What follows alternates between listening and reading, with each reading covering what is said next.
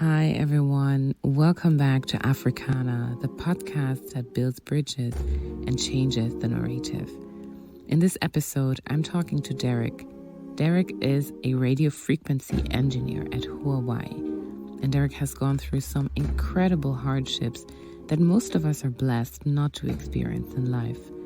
From direct racism to even facing death on numerous occasions, and despite, or rather because of those challenges, he has developed a very profound perspective of how to deal with obstacles and live life fully, a perspective characterized by faith and a strong self-image.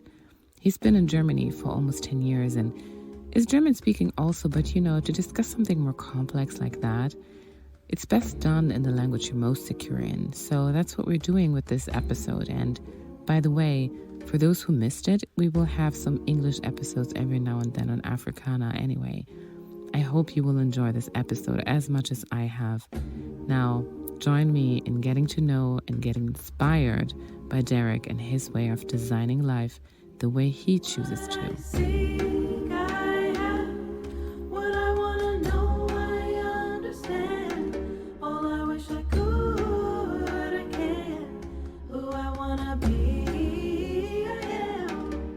Hi, Derrick.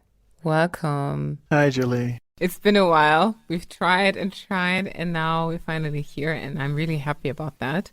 You have a very interesting story, and I would love for you to just introduce yourself briefly before we dive into it. Okay, thank you, Julie. I'm Derrick, and I am currently based in Wuppertal, working at Huawei as a radio frequency engineer, and I'm originally from Cameroon. I've been here in Germany since 2005 or 2004, I'm not so sure. But yes, basically grew up here, went to primary school, secondary school, high school, studied, and find myself currently working here as well. Cool. So Derrick, you arrived here after your father came. And it would be really interesting to know, why did your father choose Germany? Why did you follow him?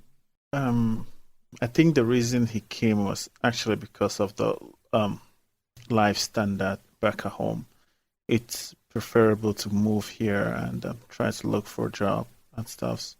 Mm-hmm. Because he was also pretty young when he got me. I think he was 17 or 18. After birth, I was given to my grandma to take care of me, since my mom was still a pupil, pupil, I guess, not student yet. And grew up not knowing her actually, till very date.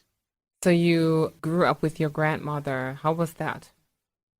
Yeah, I grew up with my grandmom, and I was told when I was 6 months old, I guess, my grandma gave me to my grand auntie, who was in the university at that time, and she took me because she loved me so much. Mm-hmm. And she couldn't keep me because she was a student, so she gave me to my next grand auntie, with whom I actually grew up till I was about 6 or 7, and then went back to my grandma and then came to Germany. Mm. So you stayed with your 3 grandmas until you were 8 years old. You also mentioned that you had quite a difficult life in Cameroon already, actually, because you had a sickness. So what was that like? Yeah, I was suffering from, I don't know how it's been called, but we thought it was what we currently call filaria. Basically, your body gets rotten and, disturbs, itches, blood, pores, and all stuffs. And when I got that, we visited many medical institutions, but it couldn't be healed by normal medical treatment. So we started visiting the traditional African doctors, and which always comes with a lot of price. I wasn't allowed to eat sugar in any form. I wasn't allowed to eat fish in any form, and so many things. Yeah. So my childhood was basically like, I think apparently 4 or 5 years, not so sure, like growing up as a kid without consuming sugar, candies, juice, meat, fish, fruits. Everything a child will want to eat, or at least that you get to taste your Yeah. childhood at some point. Hmm. But now you don't have that anymore. So what happened? Yes, there was this period where I since it was really difficult for me because I was also very being mobbed at school a lot, which is Mm. normal today now, I guess. And understanding, not really understanding, but I understand why someone would get mobbed because of Yeah. that. And yeah, I some after a while I decided to like not to leave anymore because as a kid, I couldn't bear it, and decided to take my life the next day. And the funny thing is that I grew up very, very religious, Roman Catholic. And on a Sunday morning, I said to myself, okay, good. The next day, on Monday, I'm going to like just like take my life, Mm. commit suicide. And that Sunday, on our way to church, I was at Mass, and during the consecration, I don't know, something just came into my mind, and I just said, Christ, if this is truly you, please heal me, and I would do my best to serve you in this world, win so many souls for you. As a kid, As a and 8-year-old, or how old were you there? I think I was 7. Wow. Okay. It's between 6 and 7 because I spent 2 years with my grandma Hmm. before coming, and that was when I was with my grand auntie. Mm-hmm. Yeah.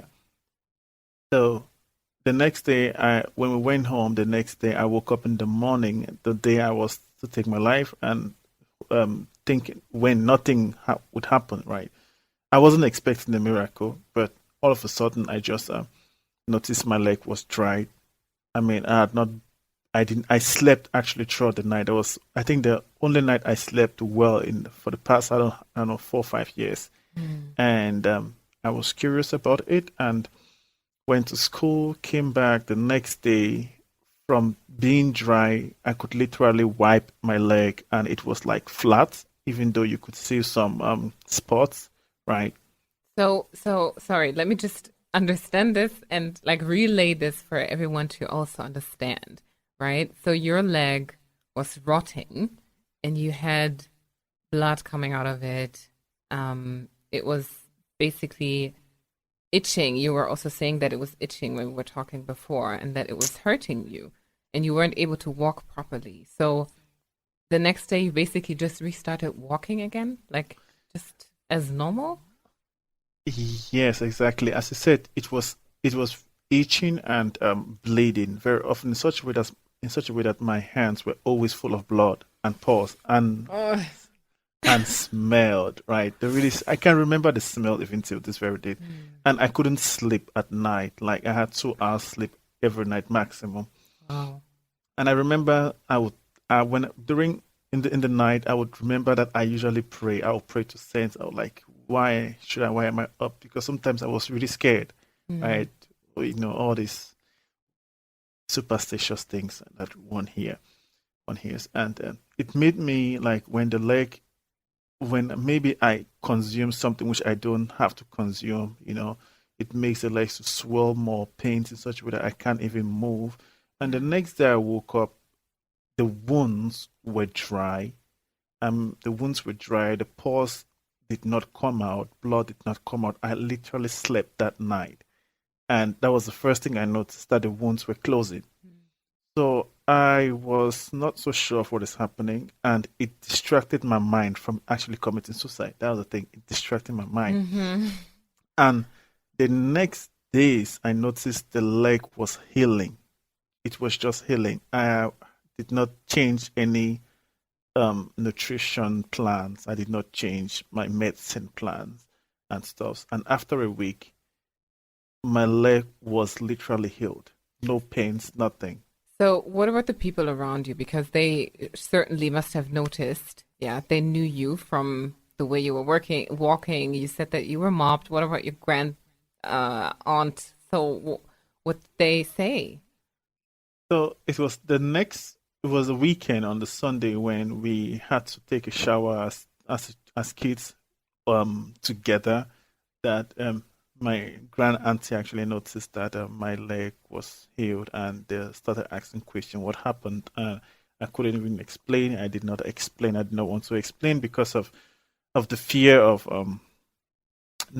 thinking out of my mind, And yeah, that was it. And that's how I got healed. And I believed as a kid at that time that it was God because there was no explanation for me. Yeah. So Do you that is still when believe that? yes, Yeah. yeah, So that strengthened your faith?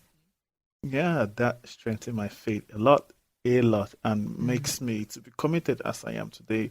So Yeah. you were healed, and shortly after you joined your father here in Germany. How did it go when you arrived here?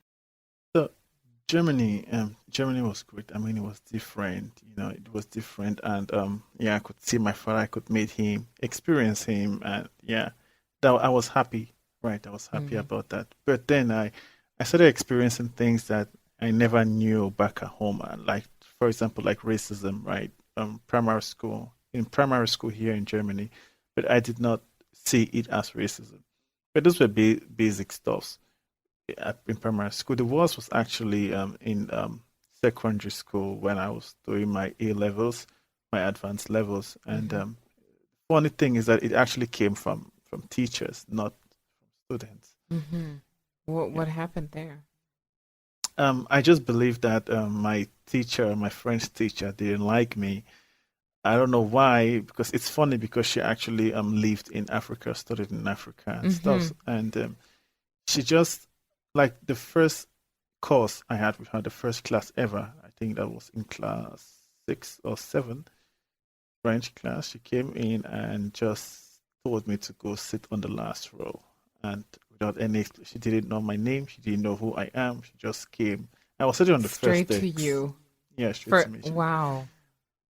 I don't know why, Wow. but so that was the first time I couldn't tell. I couldn't say that was racism. I couldn't even say if Yeah. she didn't like me because it was like the first day. But when you have her like for the past years, for the following years, and she always uses me as the like the victim or like the Christ, as to say, to die for others. Like Oh God. yes, So you would basically be the scapegoat she would use to blame for everything. that was basically it.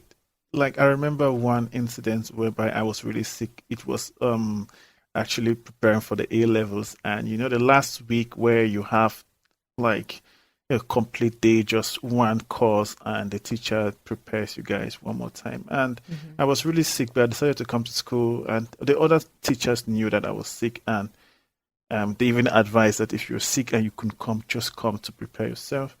And I came, I was sitting in class during the break, and she was coming. And normally, as in every school, students will be on the floor playing and shouting, even if the bell has rang, till the Mm-hmm. teacher starts coming, right? It's Mm-hmm. normal.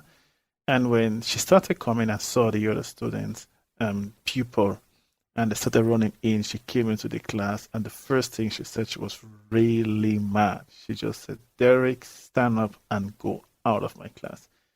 And I didn't hear because I was sleeping. So I just heard my name and I just got, I was like, okay, what's going on? Derek again. Mm-hmm. And she just came and assumed I was outside. And you need just one person to die for the others, right?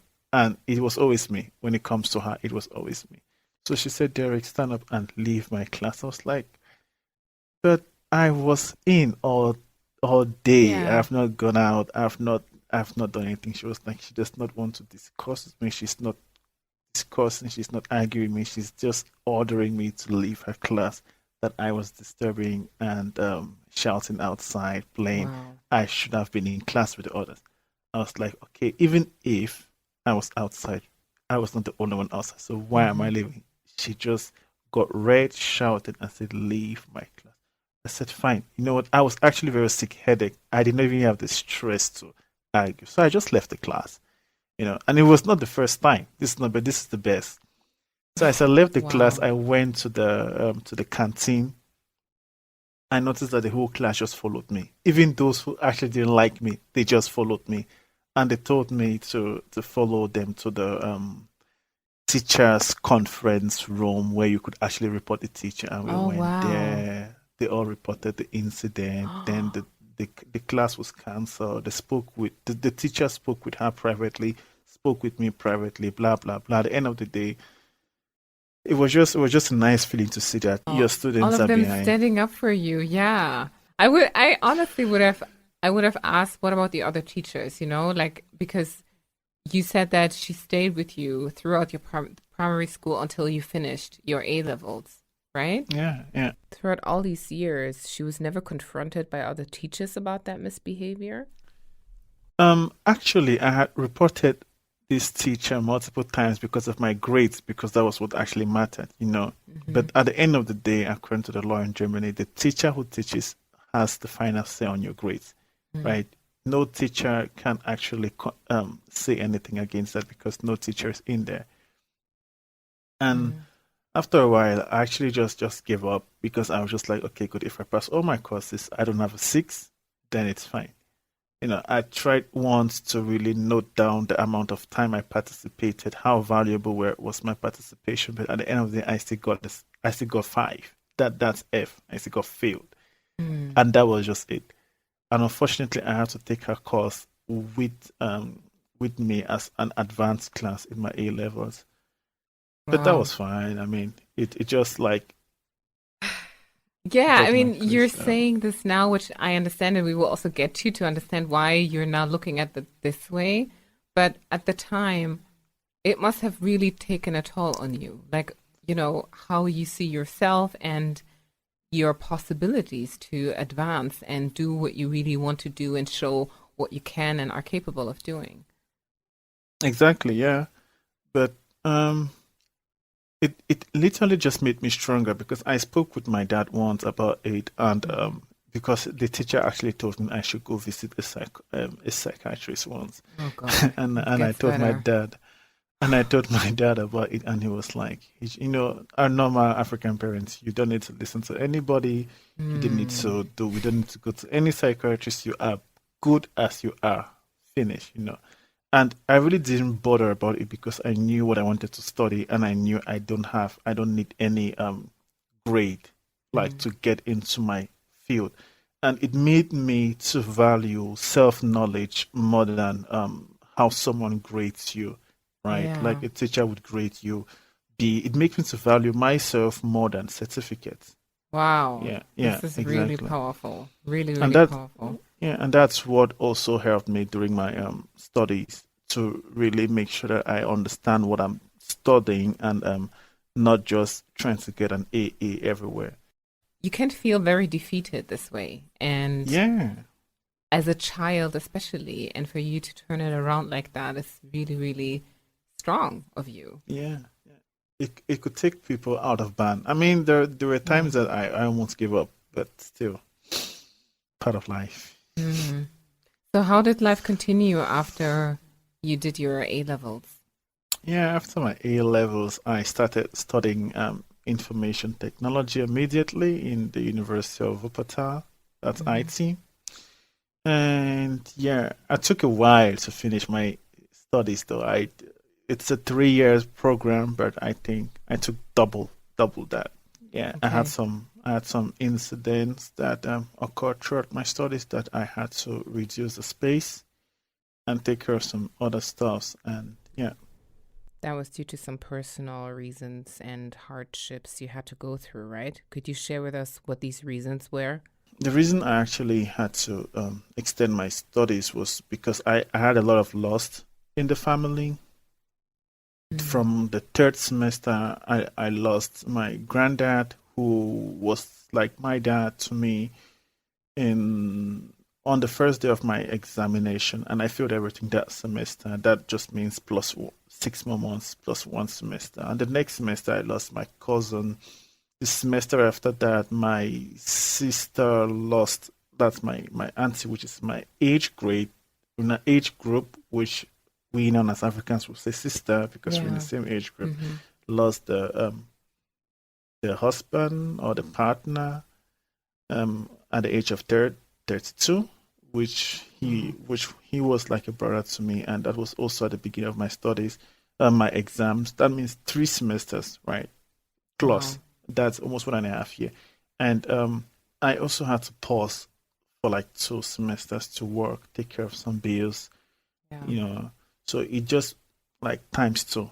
Mm-hmm. Everything was just times two. And after that, I just started focusing on my exams. Then Corona as well came and extended it to like 1.5 year. Mm. Corona, like, yeah, extended everything to 1.5 year. Mm-hmm. So this So is all instead of, very recent for you. yes, Wow. exactly. So instead of 3 years, I had like 4 semesters to catch up because 3 semesters exams were failed. One semester I had to pause and work and take care of family, which means 2 years. That means 5 years. And when Corona began, I couldn't write exams like for 2 years. Like no, for 1 year, 2 semesters. That's I took like 7 years to do my bachelor, but I really don't care. Like as I said, I learned pretty much in school not to value certificates and Yeah. but self value. Gosh, you've gone through a lot, Derek. And here you are, calm and collected like this. So, how do you cope with this? Having a pretty much very difficult childhood, both in Cameroon and in Germany, and then going through your own education and going through so many hardships. How do you manage to put your pieces together and to focus and be positive? Like, how do you do that? One of the things that really helps me to focus is God, right? God, Mm. and also the fact that I know where I want to go to. I have a plan for my own personal life, and I know what to do to get there. I have to work really hard. I have to focus on myself and look for the strength within me, which is Mm-hmm. God, because I believe He is the only person who won't fail me. You know, if you're looking up to someone, a human being, this human being might fail sometime in the future, and there you might as well fail. So all this while, as I said as a kid, that I promised God to like really serve Him. I've been really praying. I stayed very prayerful, and every time life hits me hard, like twice, life has really hit me hard in such a way that I wanted to commit suicide. I always have this moment of reflection. Until today, I have my 1 hour of reflection every single day that Oh, I do wow. nothing, but I just reflect. What do you do Mm, in that hour? Normally, what I do during summer, I go out, and what I usually do is I go to the playing ground. You know, there is this swing, which is Mm-hmm. like a bed, right? So I Yeah. usually lie on it, and mostly in the evenings when you can see the sky, right? I just lie on Mm. it. I just look at the skies and I just think of myself. Like, how has my day been? How has my past month been? How has the past years been? What have I improved in myself? That is nothing about degree. What have I improved in my personal value? That Mm-hmm. means how I speak to people, how I listen to people, how I communicate, how fast do I get angry, and how fast do I react. I just reflect on all these things every day for 1 hour. Wow. It is part of an exercise we learned back at home in Cameroon, Okay. right? And it really helps. I don't know about others, and I always tell my friends that people I get to know that try with 10 minutes because 1 hour is much at the beginning. Try with 10 minutes. From there you go to 15 minutes. From there you just add 5 more minutes on it. But don't put more than 1 hour inside because you might spend your whole day reflecting, and that's also not healthy, right? Mm-hmm. Exactly. Wow. So Yeah. you're very intentional about this 1 hour to do what is necessary, but also to an extent control your thoughts. It's not just like you lying there and letting your mind wander wherever it wants to, but you're consciously reflecting in order to learn about your day and yourself and want to focus on growth in this. Yes, definitely. Mm-hmm. You need, it's not possible to think nothing. You can't think nothing. I Mm-hmm. believe in that philosophy. And if you just try it, like you just try to, the goal is self improvement, right? Yeah. The goal is always self improvement and to have a very stamina and good foundation mindset in the sense that if life is to face you the way life is, it can be really unfair, it can be really hard. You have the opportunity, like the capability to be as calm as possible in your darkest moment and Mm. think with reason without emotions. Because most of the things we do, even in relationships, is when we start fighting with our partners or we start fighting with friends, we let our emotions control what we say. But if you have the capability to meditate and have control over your emotions, you would achieve way more. Even at work, this is what is helping me at work. People get jealous of your work. People get jealous you have a better position. People get jealous you succeed well. They abuse you. They insult you. They don't inform you of things. And if you are not careful, you will get mad and you start finding yourself arguing in the office. And that might cost your job as well. But if you could look over things, it helps, and it's very important as a Black person in this white community. Okay, so we definitely need to go in there. So basically what you're saying is self-control is what you really have to master so that you can have this, that very balanced life that you're living. Yeah. Okay. Yes. So you're saying this is what you have to do in this world as a Black person in this white, majority white community. Let's talk a little bit about that, because obviously you are Black and you are experiencing racism also on a daily basis, sometimes more intense, sometimes less. Can you tell us a little bit about your experience when it comes to that beyond the studies? Beyond my studies, experiencing racism, mostly out of studies and out of primary school and all this. In life, I've not really outside, because I haven't really spent much life outside. My life has always been very planned. That means school, after school, maybe sports. After sports, you start studying immediately. After my studies, I went immediately into the working field, right? So out of that, and I really did not have this social life, like, all these parties and here and there. I really didn't do all those things. Just based on my own mindset and based on the time I didn't have to do it, which I don't really care because it's not my passion. Okay. Yeah. Do you have you seen it through friends though? Like, do you, I don't know, feel like you're missing out at some point, or is there any such feeling? No, I feel like fun is very personal. What you have fun in is not what I would automatically have fun in. And I believe that most of the time, what we do as what we young people do in this young generation is we just follow the trend. There is a trend and we follow. We might find ourselves doing things we don't even like, but we do them because we believe people will see us as good, right? And as belonging, like a As social belonging. Yes. pressure type of, Yes. yeah. Let me give you an example. Drinking alcohol and smoking, right? I know I have young ones today who drink and get drunk and they think it's cool. And that is where I come in with self-meditation. I need to be honest, there was a time I wanted to taste it.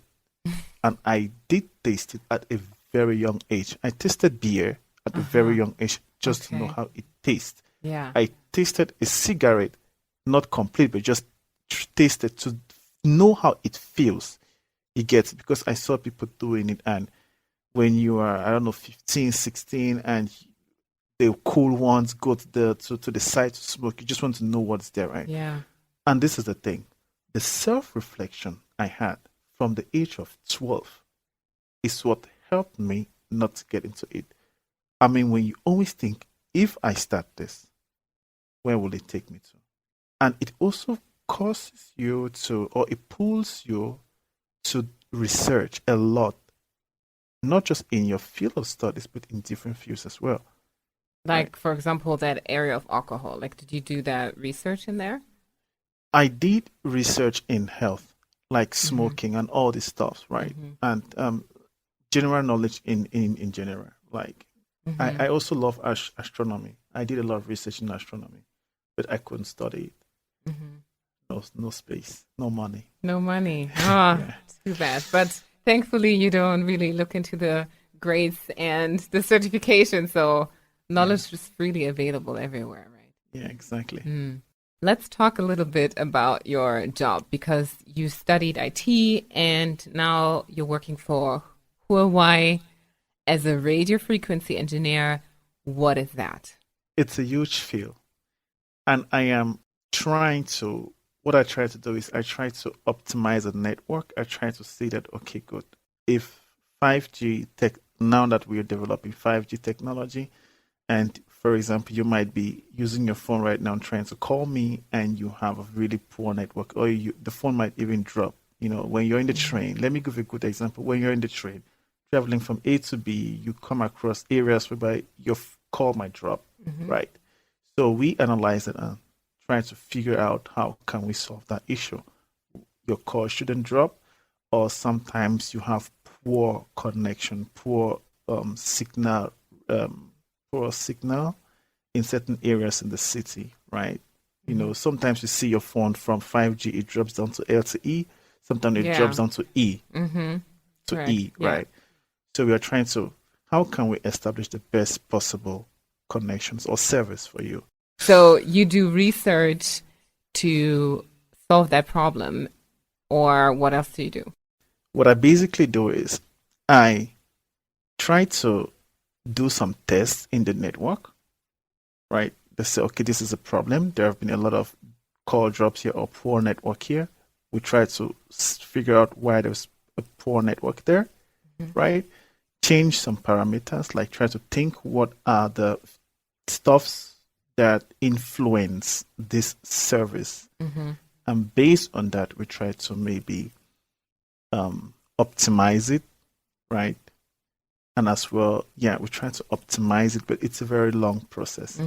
You can optimize it as well using different things. It's a lot of theory as well inside. If you can code, you make life for yourself easier and faster. Okay. There is a coding part in it, but as well, that could be given to someone as a task, so the work gets easy. Got it. So how do you get there? How would somebody who finds that super interesting go about getting into that sphere? Actually, the funny thing is, I wasn't thinking of getting into engineering after studies. I was thinking more of, I had no idea what I wanted to do. So the thing is, after my bachelor, I was doing my master's program. And since I was getting close to ending it, I started researching on what is coming in front of me. That was actually a result of my meditation, right? You meditate where you are right now, you meditate what you've achieved and where you want to go to and how you could get there. So it down gave me the idea to like, oh, Derek, you need to prepare for the next 5 years. So I started applying for jobs just for fun, just to experience and just to learn what might be in front of me when I get there. Not that when I get there, I start hitting my head in front of walls, right? That's the point. So I got into some few interviews as project manager, right, in the IT sector, programmer, and just playing around with some companies, really not having the intention to begin to work there. And I remember the day I had an interview with Huawei, I had already negotiated salary, which is something I also wanted to do. You negotiate salary, they send the contract home, and then you could still cancel the contract. You're not still hired, right, until you sign. So I just wanted to go to that step so I know how the process looks like. So when I begin, I know what card to play. Smart, very smart. Yeah. So after that after that session of negotiating my salary, I had a meeting with the interview with Huawei like 30 minutes later, and I was like, I'm not going to go into this. And my friend just said, Derek, listen, there is nothing you are going to lose.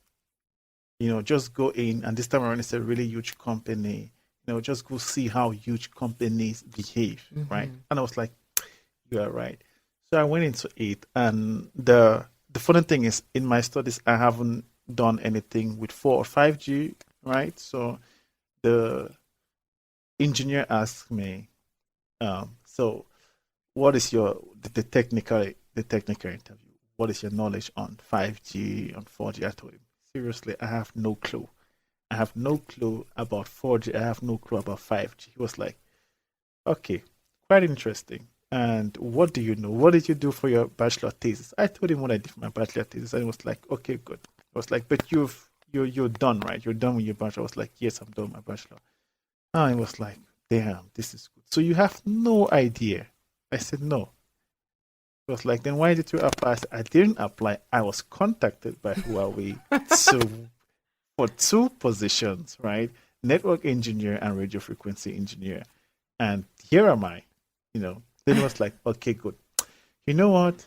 I really like your honesty. And I think you're the best candidate and the best candidate. You have the job for me. Like, this is it. Wow. And no more interviews after that.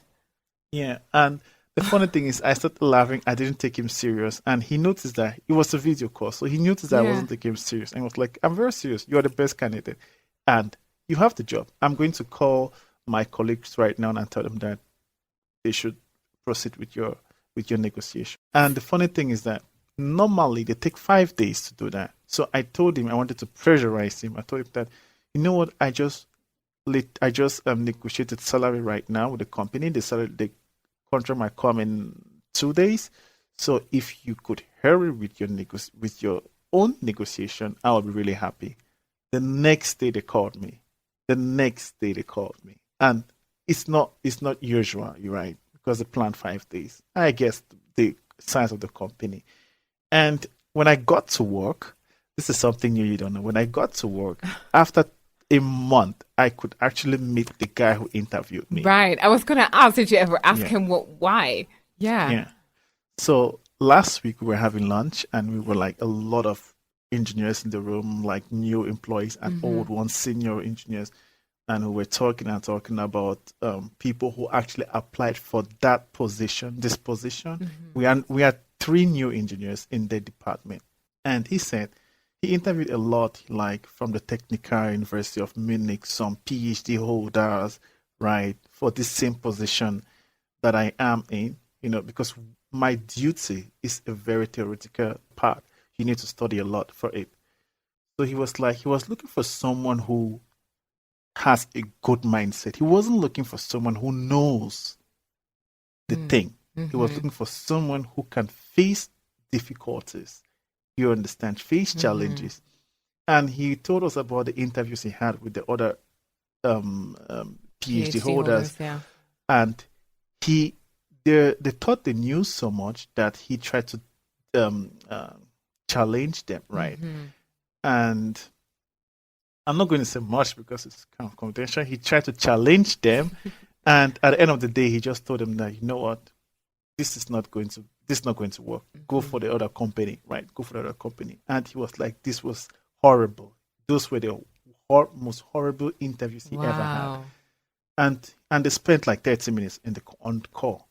And with me, he literally said in the room with the other new employees that my interview was the best. I mean, I was the person he was looking for. 5 minutes, this guy says he knows nothing. I was like, man, if this guy is working and he's not happy with someone, he will tell you he's not happy. And that's what we want. We just want people that will be honest, not that you would get tasks, you don't want to do it, and you would do it. And at the end of the day, you quit without nobody knowing. Yeah. But if you're honest, we can plan with you. And guess what? This guy is with me 24/7, making sure I am learning. So beautiful. And oh my gosh, so basically this person hired you because of your values, the values that you exuded. Yeah. Exactly.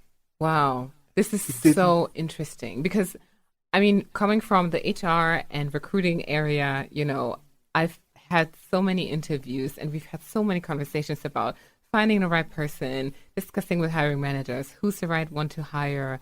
And this is such an important aspect that I've seen also across different companies that gets undervalued so much. This area of finding the right person based on the values that you share, because that's what keeps you together long term, right? Because you can identify with the person beyond the skills, because the skills can grow, they can change, your field of work can change, but your values are what make you you.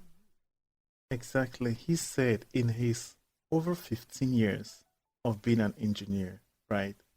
He has come to notice that he would always find people, right? No, this is the thing. In our field, Mm-hmm.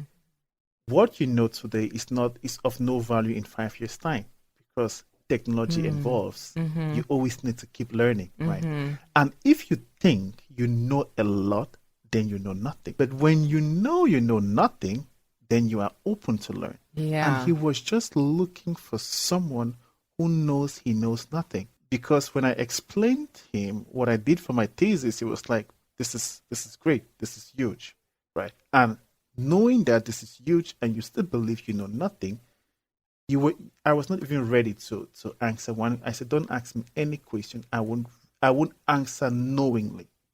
I Yeah. would guess. And it was like, this is it. My he valued my personal skills than my technical skills. Really, everyone can learn. You Yeah. give them time, they'll learn That is so if they true. want to. Derrick, this is wonderful. So you were at the right place at the right time, huh? Yes, the right place at the right time doing the right joke.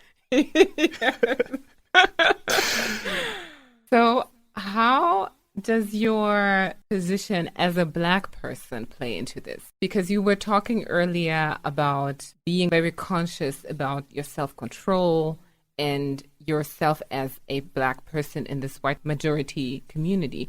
So, how does that look for you today? How do you position yourself as a Black man? Can you tell us a little bit about that? Yeah, first of all, I I focus a lot on my personal values first before me being black, right?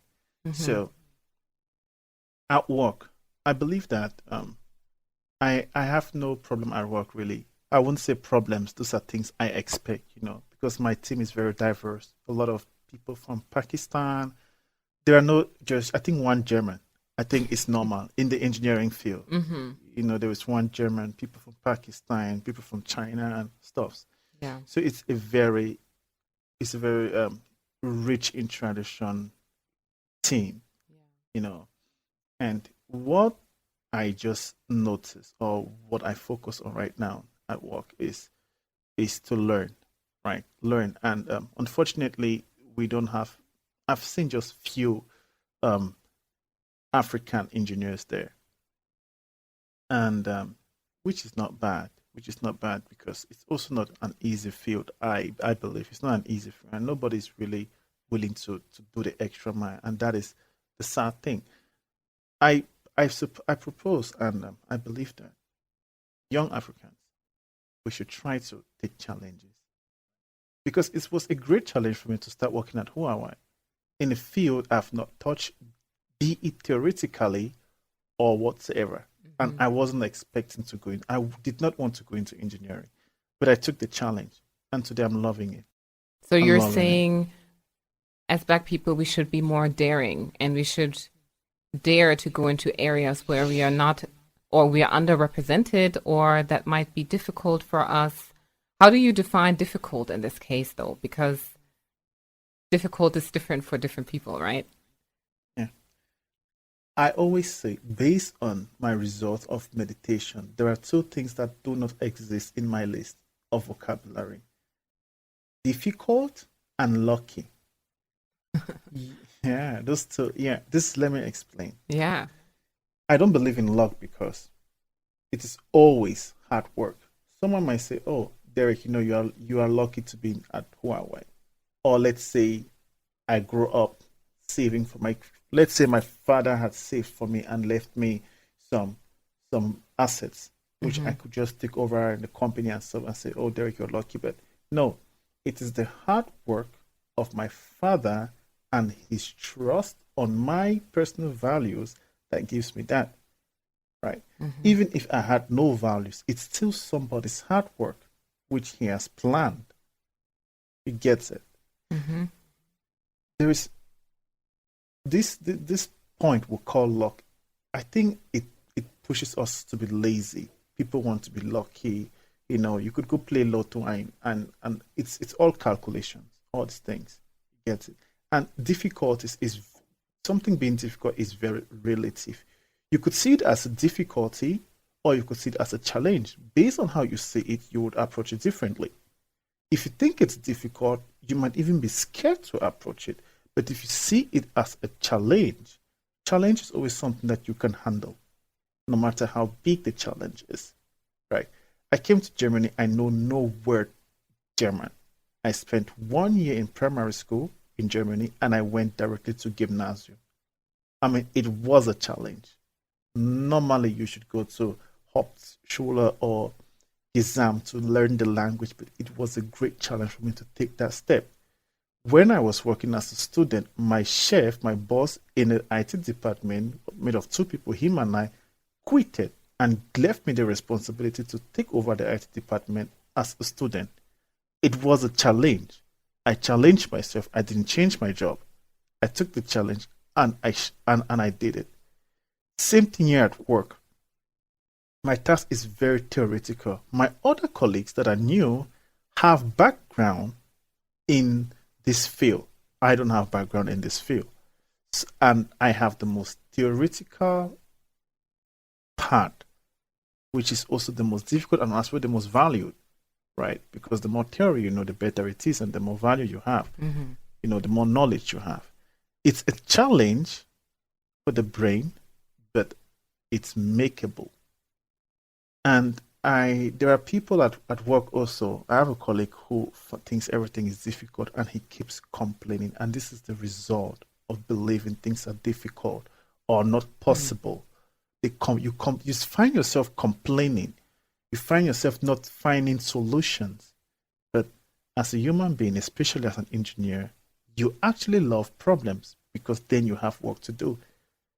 If there is no problem, you don't have work to do. Okay, let me just get this straight. Your attitude is to basically throw yourself into the challenges whenever they occur so that you can grow, you can learn. How do you do that, however, on a day-to-day basis if you're confronted with racism, let's say, right? Because as a Black person, you face that every day. So it's not like it's a challenge thrown at you and somebody's like, hey, now deal with this, So how do you cope with things like that? Yeah, it's very simple. Knowledge is good. Always try to get more knowledge. Always try to read more. And this is the point. When I experience that, I don't throw myself into it. I am open to be challenged. I am open to be challenged. And when I am challenged, I am open to learn from the challenge and use that challenge to be better in the future.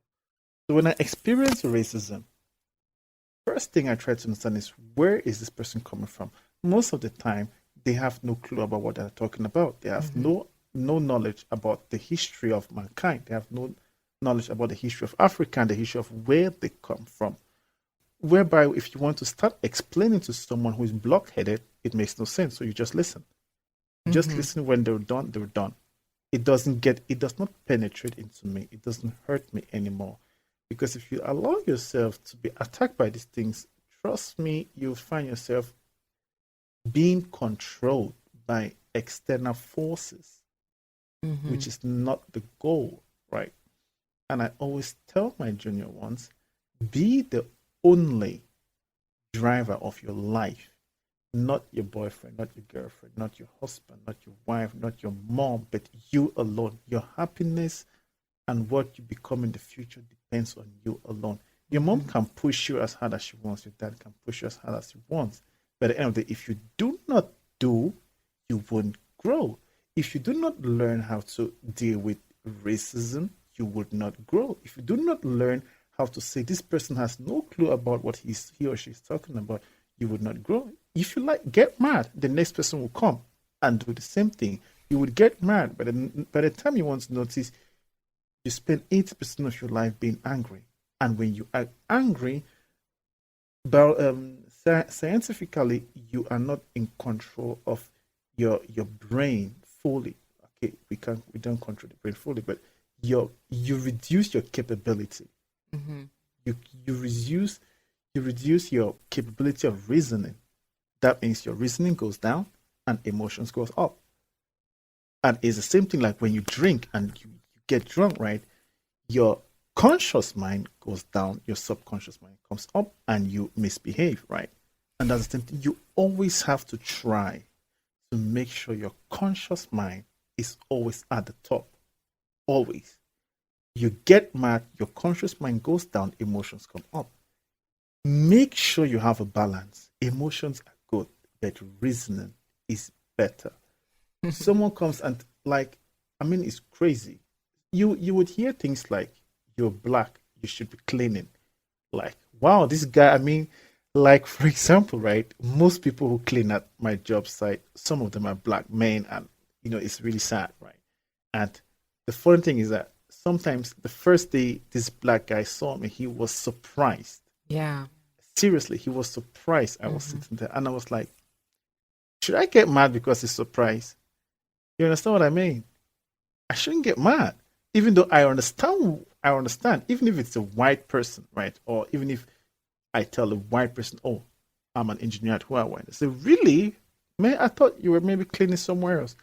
It's normal. You are going to hear that. Should I get mad because of that? No. If you allow yourself to get mad, I'm sorry, but it won't earn today. But we can help ourselves as a community to grow, to learn how to handle these issues, and to learn how to develop and grow as a community.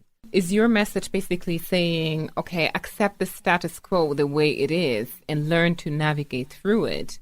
Or is it change the status quo because it's not supposed to be this way? Good question.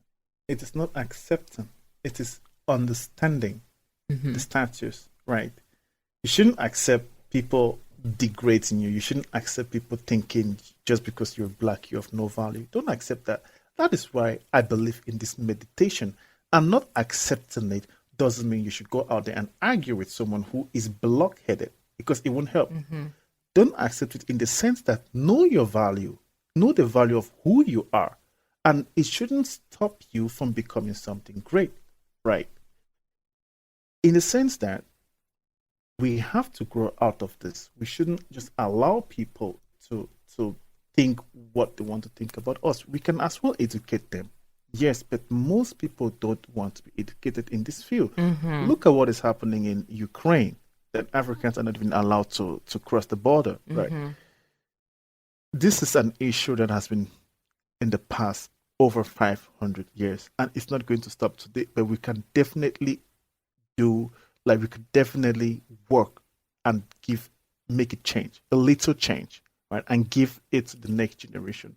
But I believe the most important change comes from within. Because the way you see most black people handling racism nowadays is not the right way. What is that way?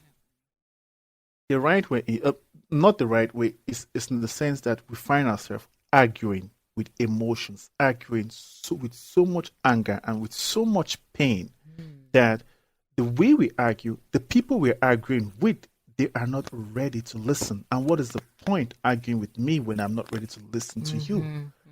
First, understand your core values, And when you have understood your core values, trust me, I don't need to speak to you.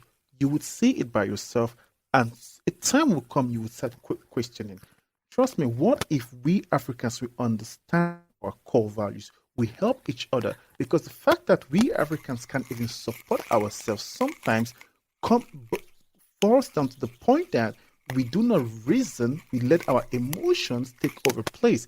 We let our emotions allow us to argue with people that don't deserve that energy of us, of ours, right? And same as, because of the lack of this reasoning, we find ourselves even being so jealous of each other that we don't want our neighbor to grow. But if we can meditate, if we can understand our core values, I would want you to grow. I would want my neighbor to grow. And when we grow and create an organization, a body that helps ourselves to grow, like other communities do, trust me, we will fight against racism in a different way and a different method that in some generations to come, our kids won't even know what racism is because they will be so concentrated in helping their neighbors grow that they won't even listen to what is coming from outside. Wow, wow, You wow, understand wow. what I mean? Woo, this is powerful. That should help you when you are reflecting, when you are meditating on how to counter these issues. That's what helps me personally. And trust me, this is why I always talk about this emotion and reason.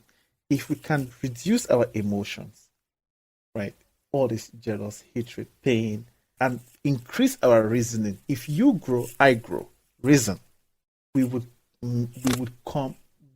get to somewhere in the future. Trust me. But it's not a one-man thing. It's a community thing. I love how passionate you are about the topic of self-control and how you emphasize that it doesn't deprive you of things that are good for you and that enable you to have fun, but it's actually about choosing what helps you to get where you actually want to be. And that is to be successful, is to be in a community where people support each other, a community that grows, that is valued, and that is respected in this society. And oftentimes, we overestimate the importance of emotions and don't really know how to create a balance between emotions and reason. I like that how you illustrate this to make sure that this is not about abandoning your emotions, but making sure that they're productive. You said that the last word is productive. Mm-hmm. That was just what I was thinking about. Emotions have a role to play, definitely. They shouldn't drop too low, right? But what I'm trying to say is, most of the time when we in the African community we face issues, our emotions overlap everything. Mm-hmm. Everything. People get mad when they encounter racism. Why do you get mad? Is it something new? Are you the first person? You won't also be the last. Simple. Learn how to deal with it. Educate yourself. Educate the person that is being insultive. And if he or she is not able to learn, don't get mad. You get mad, you're destroying your own self because at that moment you do not reason anymore. You act out of emotion. But it reduces, and this is not even a critical moment because critical moment is as well personal, it's dynamic based on how you see it. But at the end of the day, it boils down to one point. Be able to have control over your reason at every moment. Being conscious about every step you're taking. Yeah. Be conscious of your environment. Yeah. Be conscious of the words you choose. Be conscious of how you think. Be conscious of how you react. Mm-hmm. Simple. Awesome. Derrick, this is a wonderful jam. This is like music to my ears, I have to say. Super interesting perspectives that you're sharing. And I really, really admire your focus and your dedication to very conscious living. I really, really admire that. That's really great. You're welcome. You're welcome. It's nice one today. Yeah, totally. But we're not done yet. So there are still a couple of questions that I have for you. The speedy questions. Okay, so it's not going to take long. Trust or distrust?